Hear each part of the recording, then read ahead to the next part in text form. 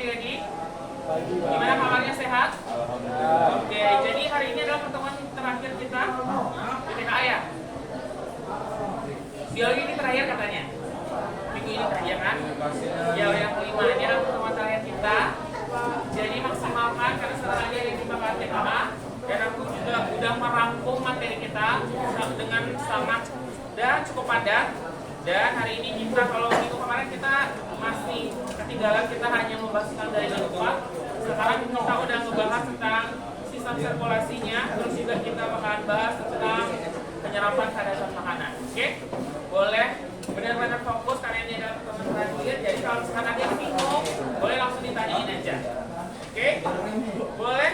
Kita mulai, langsung aja kita mulai dengan di PDF halaman 6. Boleh sudah? Ya, masuk kepada transport dan pertukaran zat pada sistem sirkulasi. Sudah kan? Oke. Nah, kalau kita ngomongin tentang transport dan transport dan pertukaran zat pada sistem sirkulasi, tentu yang harus kita ingat yang pertama ada yang namanya transport. Transport kemarin apa? Perpindahan ya. Kayak sama kayak dari rumah ke sekolah. Berarti kan kita buat transportasi. Jadi dibawanya dari rumah sampai ke sekolah. Nah, itu disebut dengan transportasi. Kemudian ada yang namanya pertukaran zat. Pertukaran zat di sini kira-kira apa yang bertukar? Kalian tahu?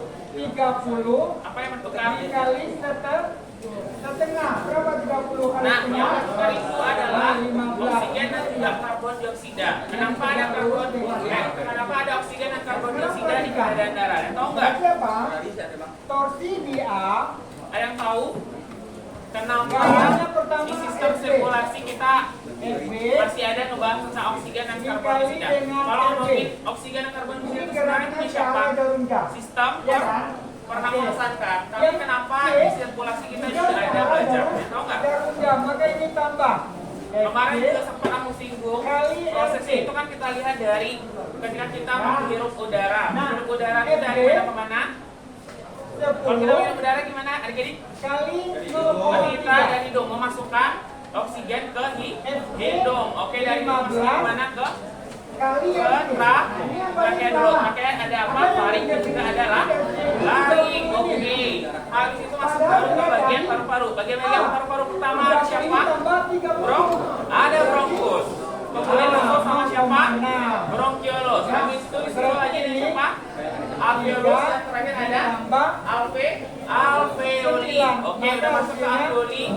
Ternyata kita bernafas tidak sampai di alveoli aja. Nah, dia masuk lanjut ke beberapa bagian dari tubuh kita. Ada yang disebut dengan arteri dan vena. Masuk dulu dia ke si arteri. Ya benar ya? Masuk dia ke arteri. Nah, oksigen ada di hirup tadi. Nah, dia masuk dulu ke dia masuk ke vena dulu ya. Ke vena dulu dia masuk.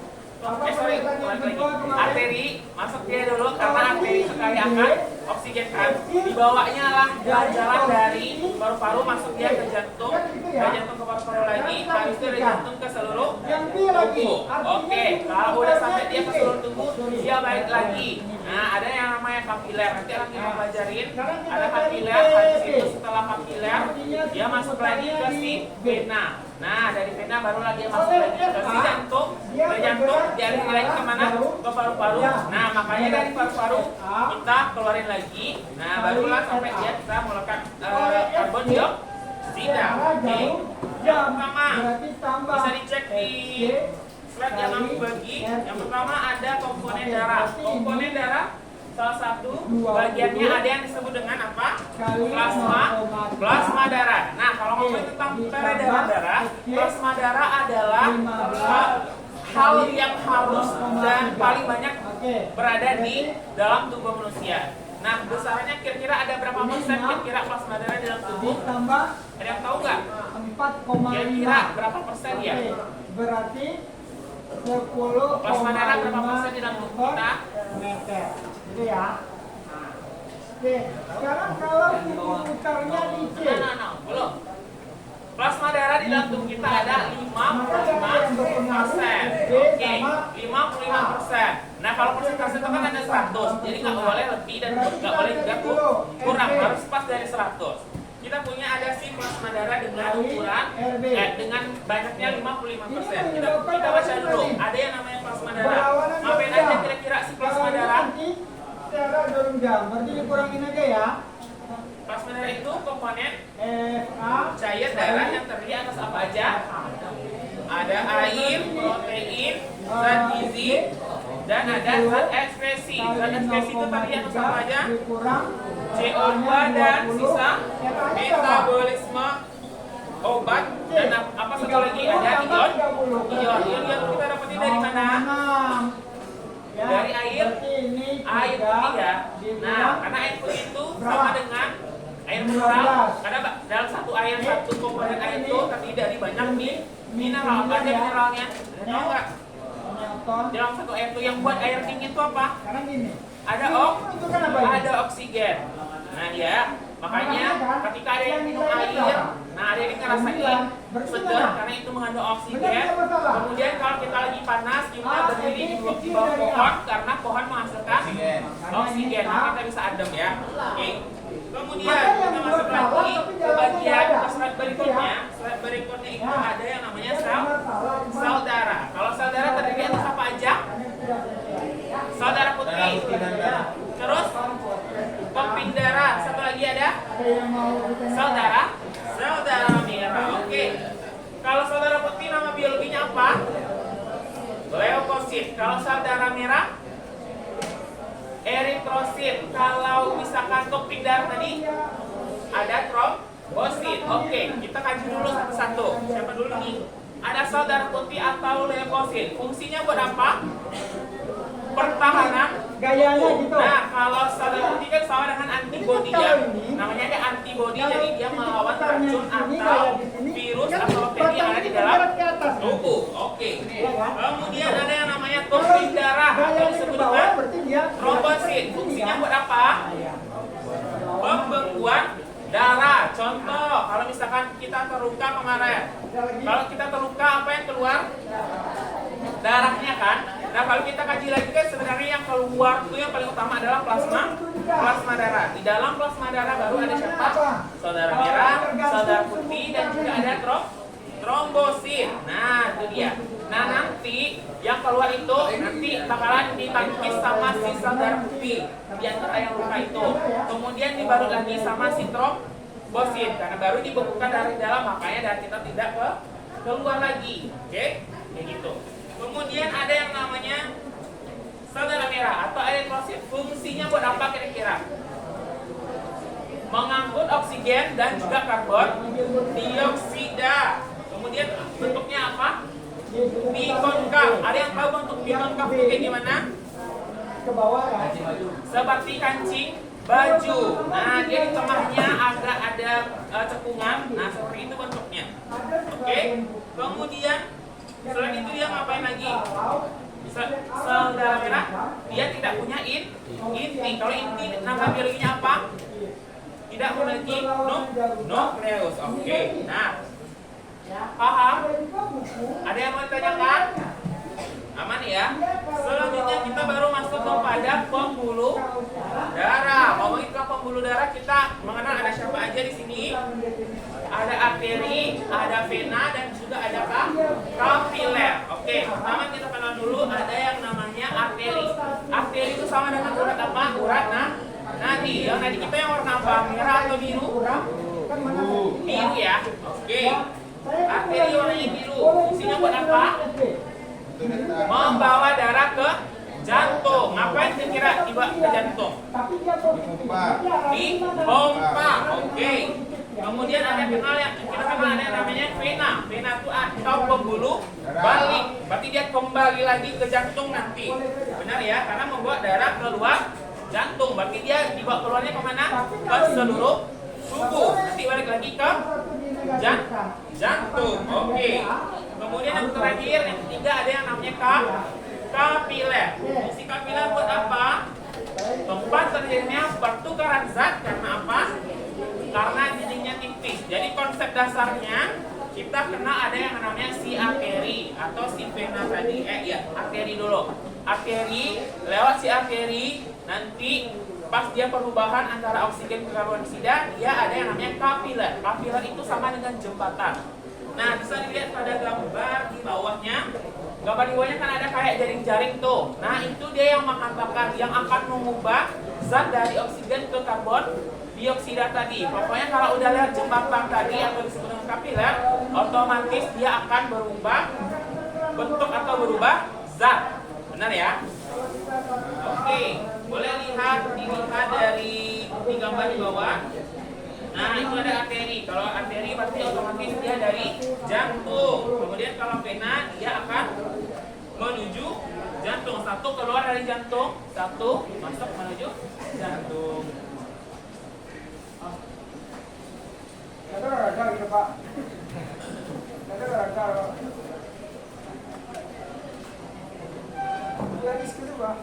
Oke, sudah.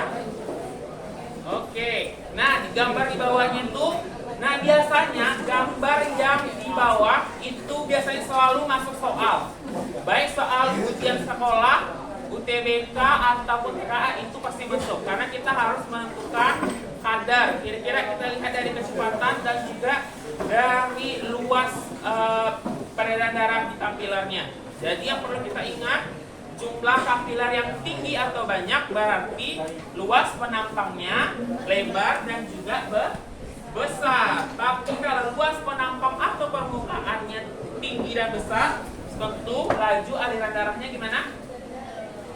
Akan lebih rendah dan kecil. Oke, paham? Ada yang mau ditanyakan? Aman? Oke, nanti kalau misalkan main games bisa betul semua? Ya, oke. Kan ada game nanti bang. Ada. Oke. Selanjutnya kita masuk kepada bagian yang ketiga. Bagian yang ketiga ada apa? Ada struktur.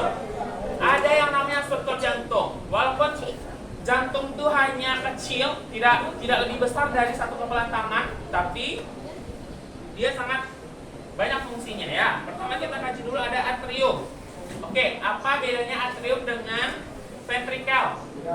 Kalian tahu nggak?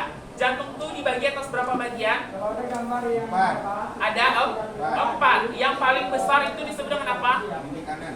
bakteri yang jelas. Ya, bilik kanan. Bilik kanan aja.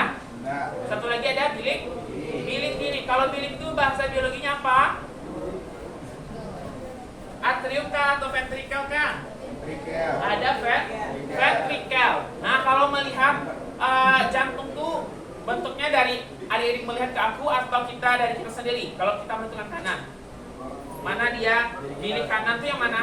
Melihat dari diri kita sendiri ya. Berarti otomatis yang kanan yang mana?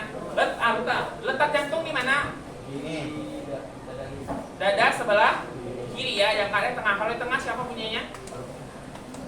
Ada? Enggak, paru-paru semua di sini ha. Berarti yang punya hati. Oke. Kemudian ada yang namanya serapi. Serapi otomatis dia yang paling kecil. Nah, dia anggaplah seperti ini.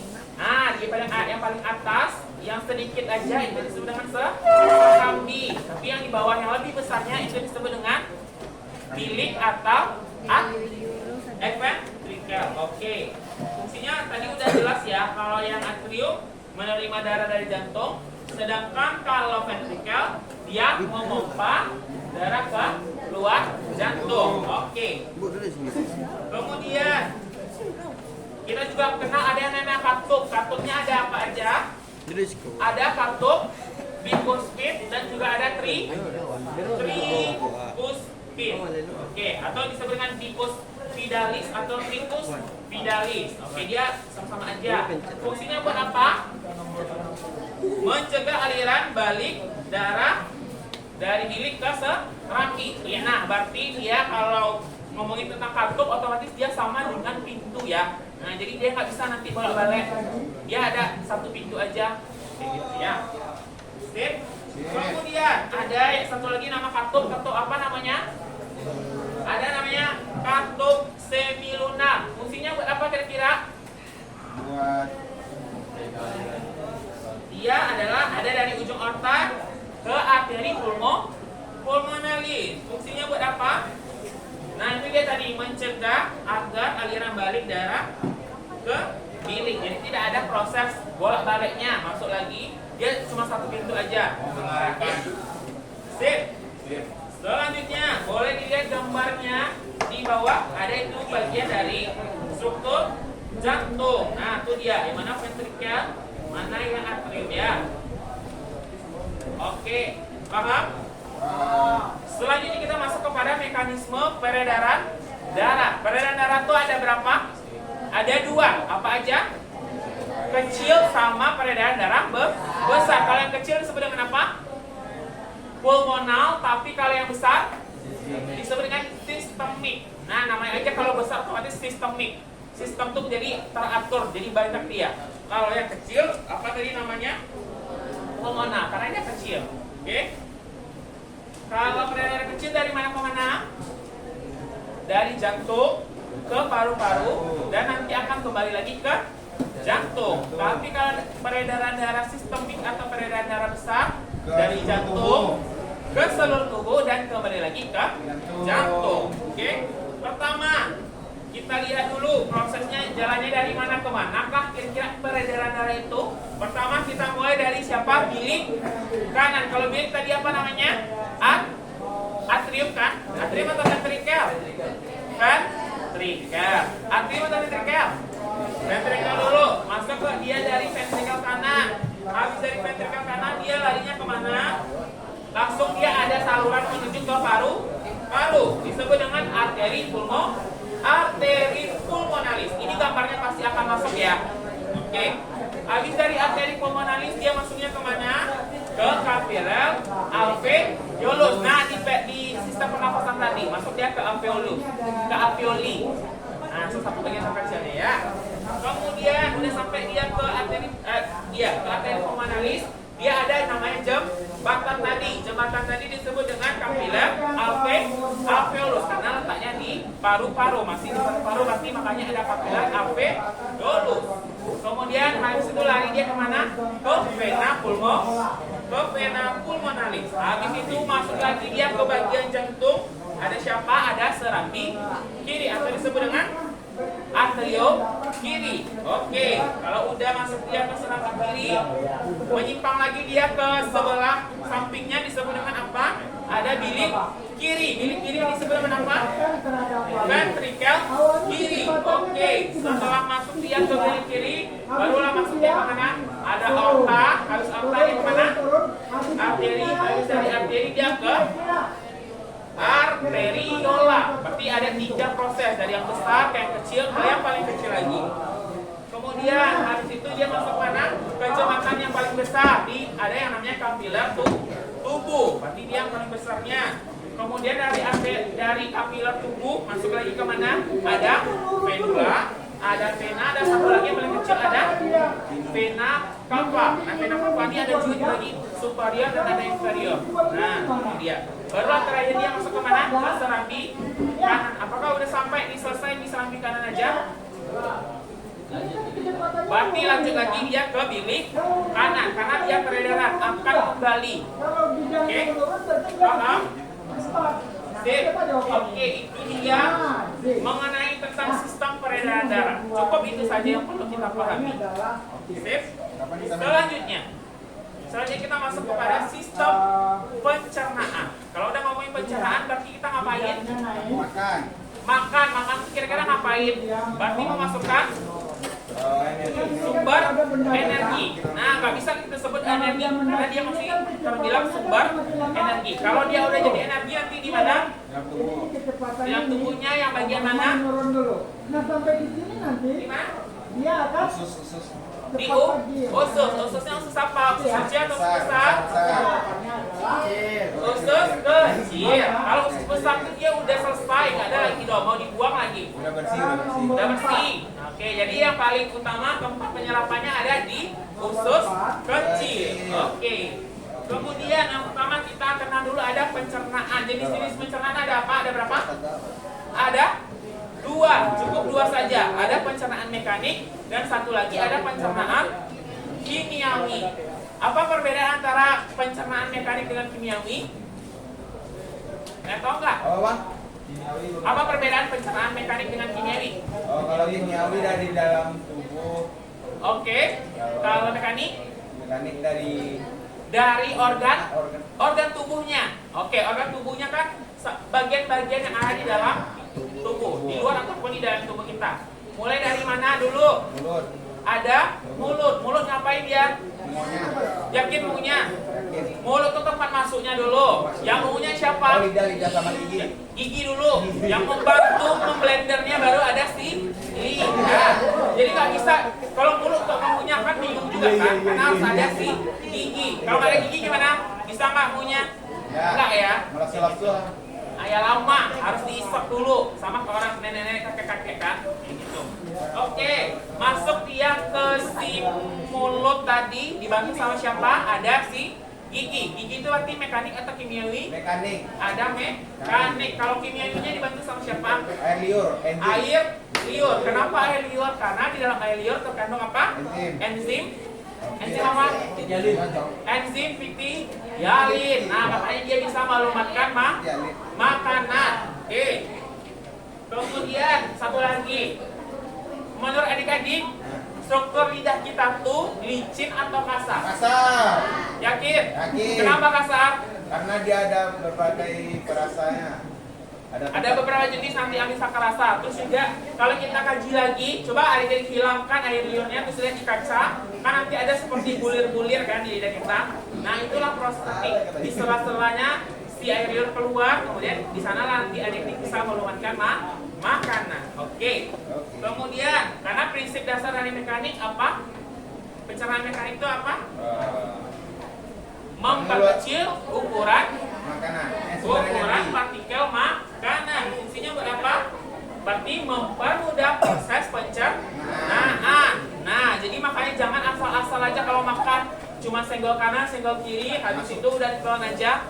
Nah, itulah kalau misalkan contoh, ini ada beberapa kondisi. Kalau misalkan kita makan nggak dikunyah, apa yang terjadi? Tersedak. Ah, yakin? Kalau tersedak tuh berarti karena apa? Nah, tahu nggak? Kalau tersedak tuh berarti karena kita gimana? Makan sambil ngomong, terus makannya terlalu cepat. Karena ibaratnya kalau di bagian sininya, kalau yang pencernaan kita menggunakan siapa? Kerongkongan atau tenggorokan? Kerongkongan. Kalau si tenggorokan ngapain dia? Pernapasan. Untuk pernapasan. Nah, antara kerongkongan dengan tenggorokan dia cuma punya satu pintu. Nah, kalau sekarang kita lagi ngomong, siapa yang kebuka? Tenggorokan. Tenggorokan. Nah, tenggorokan. Berarti otomatis yang ketutup siapa? Si kerongkongan. Tapi kalau kita makan otomatis yang ketutup si tenggorokan. Nah, kalau misalkan ada yang makan sambil ngomong gimana? Ah, bagusnya bingung. Ah, gini-gini dia. Jadi makanya ada di karena kalau masuk dia ke paru-paru kan nggak mungkin kan. Makanya kita tersedak. Maka harus dipukul biar terjadi lonjakan ke atas lagi. Nah, naik adalah baru masuk dia ke kerongkongan. Oke, itu ya. Kemudian kita kaji dulu ada 3 jenis bagian dari pencernaan mekanik. Ada siapa aja? Yang pertama ada mastikasi. Kira-kira mastikasi itu buat apa dia? Berarti pengunyahan makanan. Berarti proses dia pengunyahan makanan. Yang kedua ada siapa? Churning. Benar bacanya churning. Carning. Yang benar itu adalah carning. Oke. Kalau carning itu berarti gimana dia prosesnya? Berarti terjadinya kontraksi titik lambung untuk ngapain dia? Untuk mengaduk makanan. Gerakannya berarti gerakan apa? Tahu nggak gerakan pada lambung? Gerakan peristaltik. Ada pernah dengar kan? Gerakan peristaltik atau disebut dengan apa? Meremas makanan. Oke, makanya diremas kan? Kalau diremas kan kita bisa dapetin sarinya. Sama kayak misalkan ngebantu mama di rumah mengambil santan pakai kelapa, nggak beli santan langsung jadi.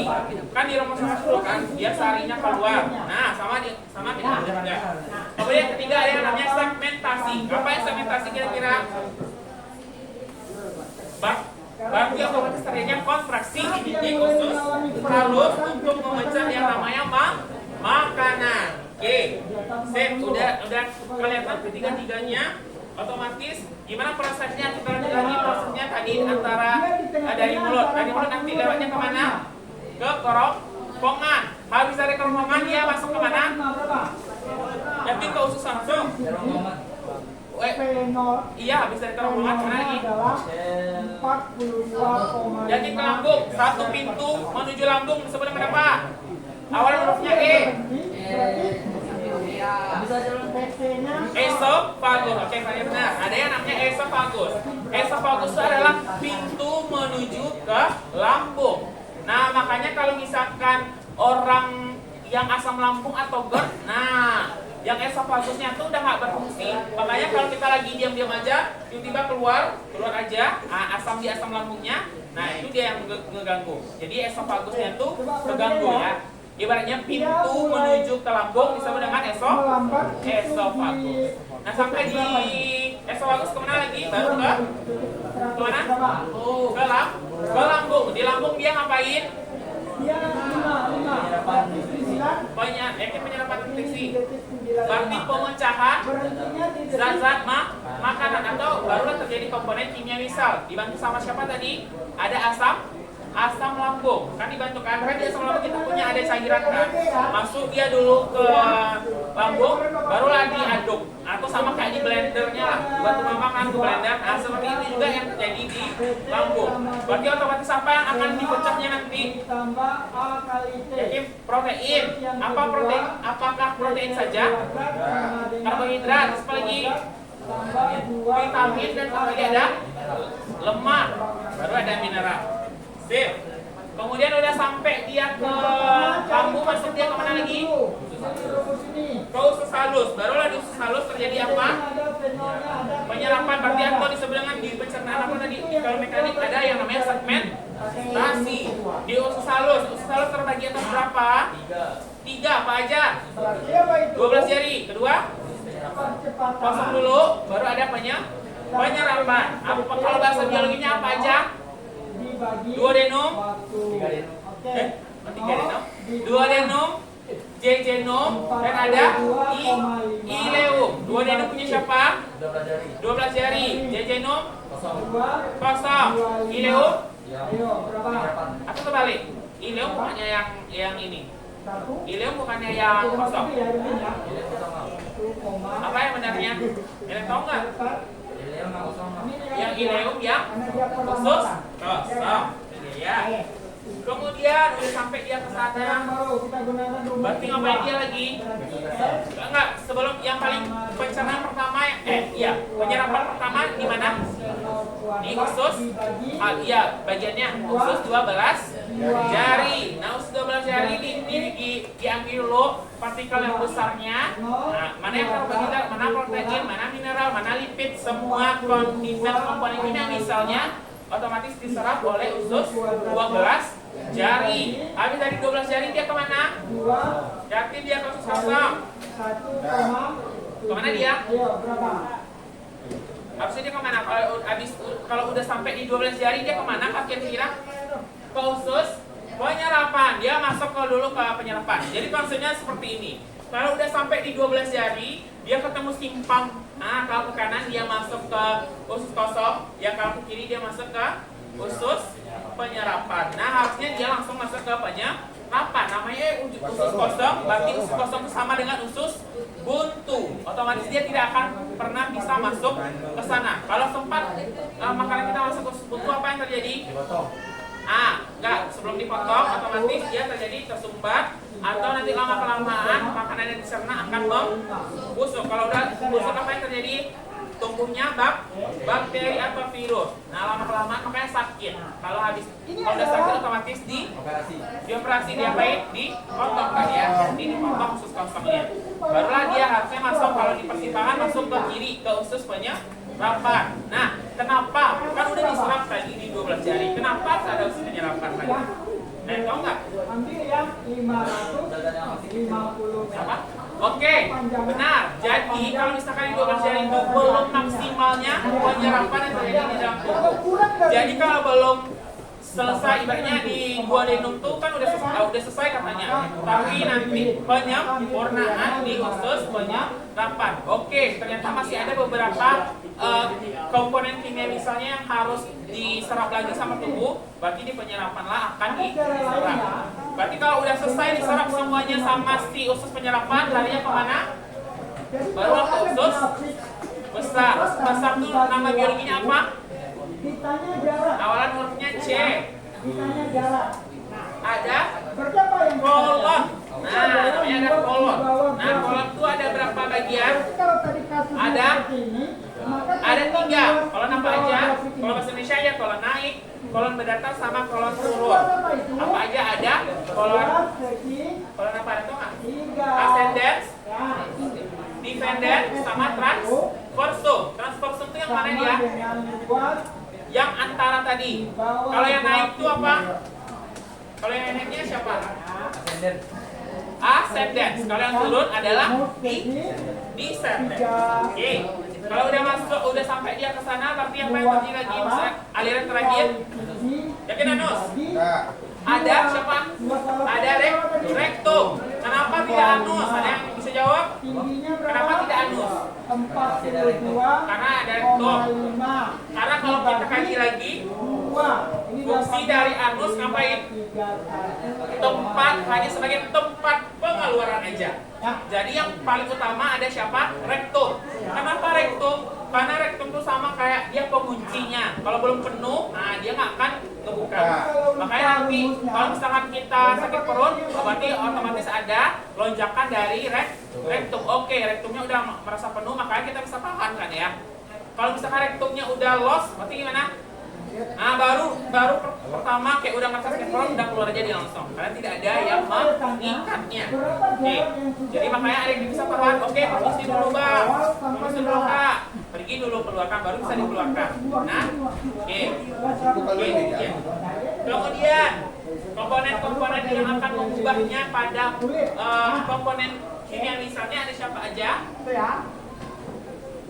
Karbohidrase. Kalau ngomongin tentang karbohidrase, otomatis perubahan dari siapa ke siapa? Pemecahan dari karbohidrat. Contohnya ada apa aja? Ada amilase, kemudian ada sukrase, yang ketiga ada siapa? Ada maltase dan lain sebagainya. Kedua ada yang namanya protease. Protease berarti pemecah pada protein. Proteinnya apa yang dipecah? Diubah menjadi tripsin dan juga ada pepsid. Yang ketiga ada lipase. Kalau udah lipase berarti pada lemak. Apa aja yang akan dilakukan? Pemecah lemak. Pemecah lemak itu bisa terjadi dengan bantuan siapa? Ada empedu. Kemudian ngapain dia? Buat apa? Kenapa harus pakai empedu? Karena fungsinya buat emulsifikasi. Emulsifikasi itu ngapain kira-kira adik-adik? Memperkecil ukuran pada lemak. Oke. Paham? Oke, kalau selanjutnya ada penyerapannya. Kalau misalkan itu yang ada tabel, boleh untuk dibaca dan dipahami aja karena sudah kita rangkum tadi. Dari mulut ngapain aja yang terjadi, kemudian dari lambung ngapain aja, kemudian salus apa aja. Berarti cukup 3 itu aja. Kemudian ada yang namanya penyerapan zat makanan. Penyerapan makanannya menggunakan apa? Yang pertama ada epitel, selindris, serafis. Oke. Ngapain dia kira-kira? Dan dari epitel, selindris, serafis itu atau disebut dengan apa namanya? Enterosit. Nah, enterosit itu yang terjadi pada usus halus. Ngapain dia kira-kira? Membentuk yang namanya fili. Fili itu apa? Jonjol usus. Fungsinya buat apa? Memperluas area penyerapan zat gizi. Oke, pertanyaan yang timbul dari sini. Ada yang tahu enterosit itu bentuknya seperti apa? Ada yang tahu nggak? Enterosit itu bentuknya seperti apa? 950 newton. Ada yang pernah lihat sosis yang di luar negeri itu? Yang bulat-bulat, kecil-kecil banyak-banyak? Nah, usus kita tuh sama kayak gitu bentuknya. Nah, dinding-dindingnya itu disebut dengan enterosit. Nah, dia bulat-bulat kecil-kecil kayak gitu. Bulat-bulat sampai panjang. Jadi kalau misalkan kita rentangkan dia, nanti kita menemukan dia. Terus masalahnya itu Selanjutnya kita kenal ada yang namanya penyerapan zat melalui apa? Ada transport aktif dan juga ada transport pasif. Nah ini dari kelas 12 juga ada. Kita mengenal tentang komponen kimia misal ya. Kalau apa perbedaan antara komponen transport aktif dengan transport pasif? Tahu nggak? Ini benar apa salah? Transport kan tadi pergerakan. Kalau yang aktif apa? Yang pasif apa? Tahu nggak? Tentang gaya itu apa? Kalau aktif tentu menggunakan lebih banyak energi. Energi disebut dengan apa? ATP. Tapi kalau pasif yakin tidak menggunakan energi. Kalau yang ngejawab tidak menggunakan energi maka salah. Jawabannya sebenarnya adalah dengan sedikit menggunakan energi. Kan dia tetap baik aktif maupun pasif dia sama-sama menggunakan energi. Tapi perbedaannya dari banyak dan sedikitnya aja. Kemudian zat gizi itu kalau kan udah jadi zat gizi nih, zat gizi yang membuat kita sehat. Zat gizi itu kan bisa terlarut. Telurnya ada berapa jenis? Benar ini? Ada dua. Satu apa? Satu apa? Satunya zat gizi yang larut dalam air. Yang satu lagi zat gizi yang larut dari lipid atau lemak. Oke. Kalau yang larut dalam air, apa yang akan terjadi? Harusnya Diedarkan ke kapilar, dari kapilar ke hati. Apa ini ya? Disortir lagi dan didistribusikan lagi. Mungkin mana tahu belum selesai diusus. Nah, dibantu lagi penyerapannya di dalam darah. Belum selesai. Nah, dibantu lagi di empedu. Nah, makanya kalau misalnya oh ini bisa nih dipakai lagi, makanya dialiri lagi. Makanya disortir, habis disortir tentu didistribusikan. Berarti didistribusikan itu diapain lagi? Disebarkan kembali. Kalau yang dalam lipid berarti gimana? Tapi kalau dia bilang Dikemas dalam bentuk kilomikron, lalu diedarkan lagi ke pembuluh laktea. yang keempat. Oke. Kemudian sudah selesai kita di pencernaan, yang terakhir kita masuk kepada sistem pernapasan atau yang kita kenal dengan pertukaran gas. Gimana proses pertukaran gas itu? Unsur yang paling kecil pada paru-paru siapa? Ada alveolus. Anaknya alveolus siapa tadi? Alveoli. Benar ya? Benar si alveoli. Kemudian apa ya? Dibagi Itu akan terjadi pertukaran atau arah difusi oksigennya dari mana? Dari PO2 tinggi ke menuju PO2 rendah. Makanya KP tinggi itu ketika kita menyerap, kalau kita menyerap oksigen ke hidung bisa dengan apa? Ada namanya tuh kalau kita memasukkan oksigen dari luar lingkungan ke hidung, apa disebut dengan apa? Menghirup itu apa namanya? Inspirasi. Oke, kalau ada menghirup oksigen itu inspirasi, kalau mengeluarkannya apa? Ekspirasi. Oke, ekspirasi. Kalau misalkan kalau yang arah difusinya tadi, kalau arah difusi oksigen dari PO2 tinggi ke rendah. Tapi kalau arah difusi karbon dioksida dari mana? Dari PCO2 tinggi ke PCO2 rendah. Oke, seperti itu ya. Kemudian kita kaji lagi pertukaran pada jaringan tubuhnya apa yang terjadi? Kalau pada oksigen kan tadi, kalau pada paru-paru di alveolus kan tadi kalau oksigennya PO tinggi, PO2 tinggi ke PO2 rendah. Tapi kalau pada difusinya, kalau pada jaringan tubuh apakah sama? Sama ya? Sama. Berarti bisa dikatakan antara alveolus dan jaringan tubuh dia sama-sama menyerap si oksigen. Itu yang dikeluarkan dari siapa? Si karbon dioksidanya itu sendiri. Oke. Kemudian ada yang namanya pengangkutan siapa?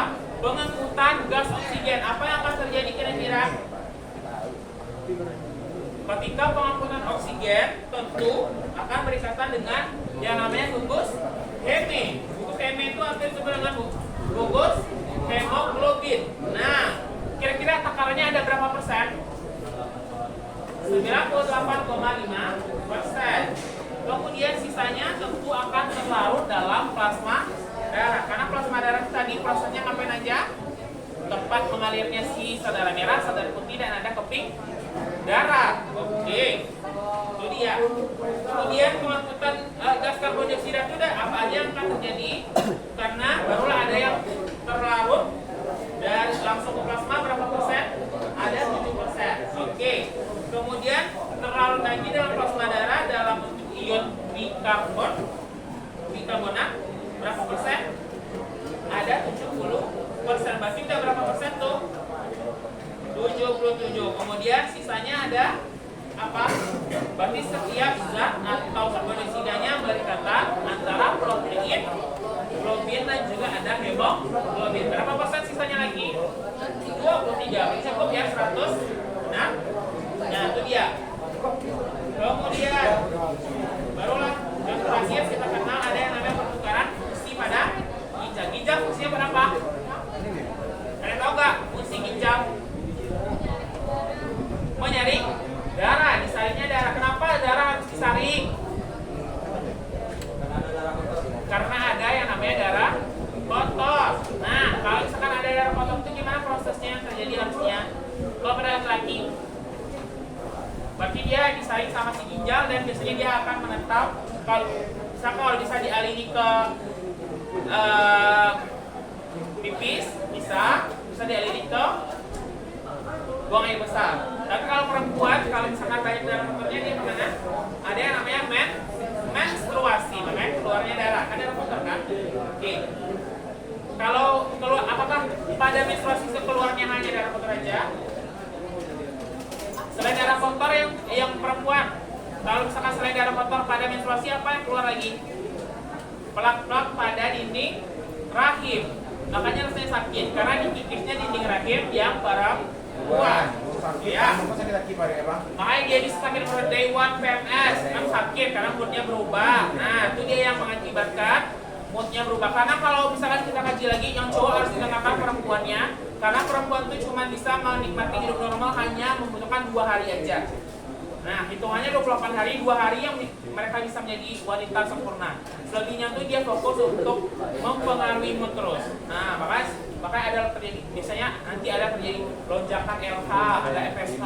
Makanya kadang tiba-tiba cewek ini gampang marah. Nah, itu lonjakan pada hormon yang berpengaruh. Jadi kita sebagai cowok harus memahami si cewek ya. Sip? Oke, awal dulu pemahaman. Oke. Kemudian yang masuk yang kedua ada yang namanya mekanisme pembekuan urin ya. Ada pembekuan urin. Kira-kira ngapain dia? Ada filtrasi, reabsorpsi, dan juga ada sekresi.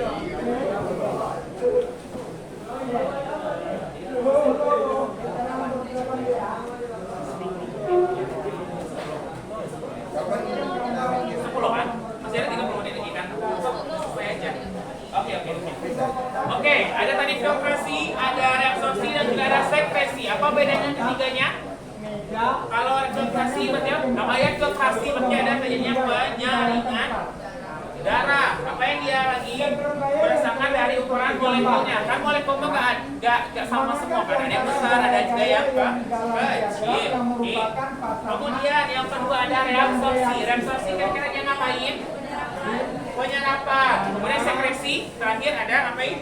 Pemindahan. Pemindahan tuh berarti apa lagi? Selain dari pemindahan, dipindahkan berarti pengeluaran kan sekresi. Jadi nanti sekresi pemindahan, sekresi pemindahan, dan terakhir pengeluarannya baru dibantu sama ekskresi. Antara meja dan tetap gaya normal. Kemudian yang nomor 3 ada yang namanya osmoregulasi pada ginjal. Kira-kira ngapain osmoregulasi itu? Berarti pengaturan keseimbangan yang terjadi pada cairan tubuh. Kira-kira setelah diseimbangkannya ngapain dia lagi? Apakah diantarkannya volume dan juga ada kebekatan urin. Makanya kalau urin itu bisa ada warna putih, ada warna yang kuning, kuning pekat, sampai nanti ada yang merah ya, kayak gitu. Nah, apapun yang mereka lakukan di malam hari, nah bisa tuh dicek di pagi harinya. Kalau aku dulu zaman kuliah tuh ada pengecekan namanya, ada belajar biokimia, pengecekan unsur apa yang telah kita makan di malam hari. Jadi setiap pagi masing-masing mahasiswanya membawa sampel bingkisnya masing-masing, nanti kita ukur. Ada berapa kadar karbohidrat, protein. Jadi nanti bisa ketara, oh apa yang dimakan semalam, nanti bisa ketara. Makanya kalau misalkan ada orang yang cek HIV atau misalkan dia tes kesehatan pakai air pipis, nah karena dia di sana ada nggak yang merokok, kelihatan di sana ada yang minum alkohol, langsung ketara di sana, gitu ya. Kemudian terakhir baru ada yang namanya kelainan transport dan pertukaran zat pada manusia. Nah ini cukup dibaca aja. Ini biasanya beberapa dari kelainan ini pasti akan masuk. Jadi adik-adik nanti biasanya soalnya dikasih beberapa jenis penyakit kelainan, kemudian adik menentukan mana yang benar antara beberapa penyakit itu. Oke. Contoh jantung koroner. Kalau jantung koroner itu berarti penyakitnya apa? Terus yang kedua apalagi syaratnya? Penyempitan atau penyumbatan yang terjadi pada pembuluh arteri koroner dari jantung. Nah kalau tersumbat berarti apa yang terjadi? Dua benda. Ya kan tersumbat itu otomatis penyumbatan. Apa yang mereka kalau tersumbat apa? Apa? Tidak ada aliran darah. Kalau nggak ada aliran darah ke otak biasanya. Kalau nggak ada, lama-kelamaan apa yang terjadi? Sebelum meninggal, yang bibirnya bisa tempang, ada stroke. Nah, karena kalau stroke itu kan sebenarnya contoh, tapi kalau kan bibirnya otomatis tempang. Kenapa tempang? Tempang nggak? Itu kan salah satu yang kita pelajarin. Ada darah. Nah, darah nggak sampai ke otak, kan otak ini walaupun sekecil. Darah otak itu besarnya seberapa? Gayanya sama dan berlawanan 1,8 ya kemarin. Oke, jadi kalau nggak masuk dia ke otakmu, nah kan otomatis dia kekurangan yang namanya oksigen. Karena kan darah tadi sifatnya menghantarkan oksigen kan. Makanya kita adik-adik ketika aku ngomong dan adik-adik bicara omonganku, karena darah adik-adik sampai ke otak yang akan membawa si oksigen tadi kan. Nah makanya adik bisa tahu dan paham, oh iya benar, oh dia tahu. Nah itu dia.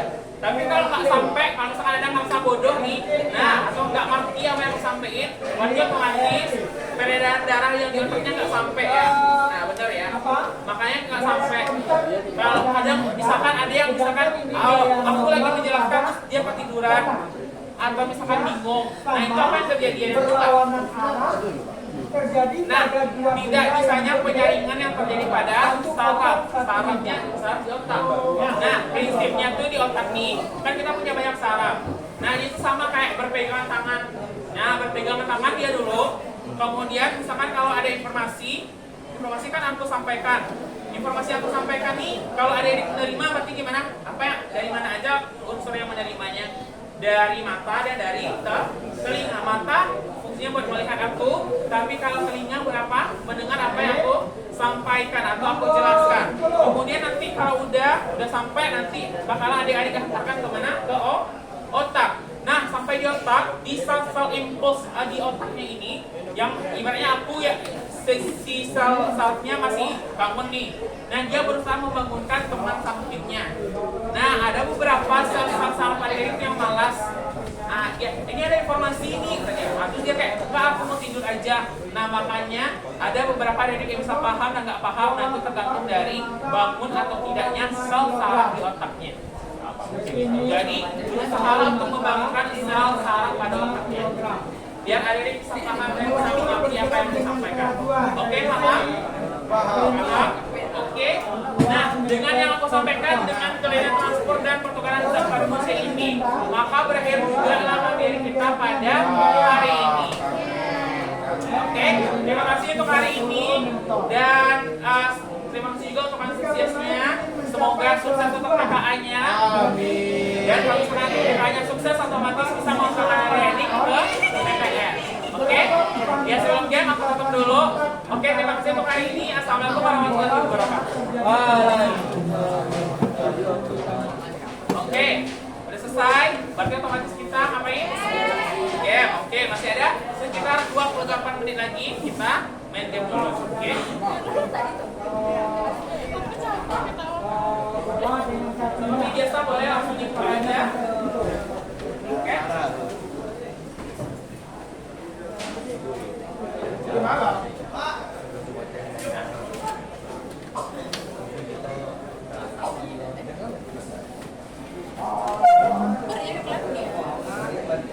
Record dulu, Rick.